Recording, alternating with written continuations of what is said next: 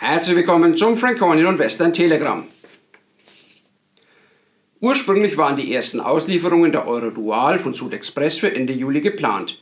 Dieser Termin wurde jetzt vom Hersteller ohne Angabe von Gründen verschoben, und zwar auf Ende September. Dann soll die erste Serie der BR 159 endlich zu den Händlern rollen.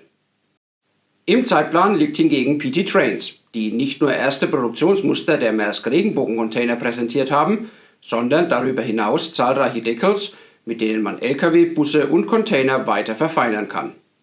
Neben Warntafeln für gasförmige und leicht brennbare Ladungen wird es beispielsweise auch Piktogramme geben, die auf Bussen und Lkws vor dem toten Winkel warnen. Apropos Regenbogen.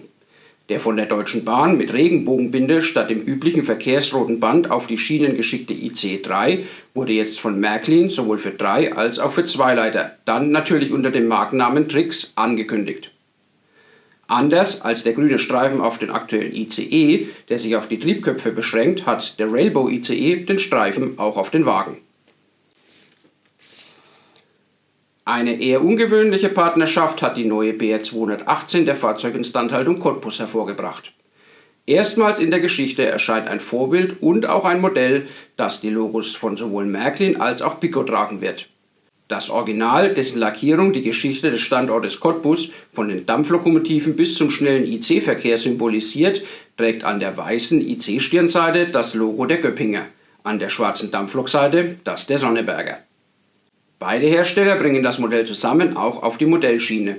Von Märklin kommen die Varianten in H0 Wechselstrom, Z und N. Pico bringt das Modell für H0 Gleichstrom als auch für die Spur G. Kleine Proteste für Mini-Dioramen gibt es beispielsweise für Spur N von Mikrowelten. Der ein oder andere H0-Bahner hat da möglicherweise schon mal einen neidischen Blick bekommen, denn für die größeren Spuren gibt es bislang nichts.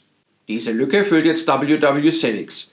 Die Briten bieten 4 verschiedene Dioramen-Bausätze an, deren Grundfläche etwas größer als A3 ist. Was den aus 3 mm MDF gelaserten Kästen fehlt, ist die modulartige Kombinierbarkeit zu einem größeren Ganzen.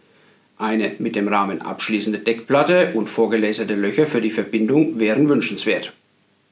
Das war es für dieses Telegramm. Ich hoffe, es war wieder für den einen oder anderen etwas Interessantes dabei.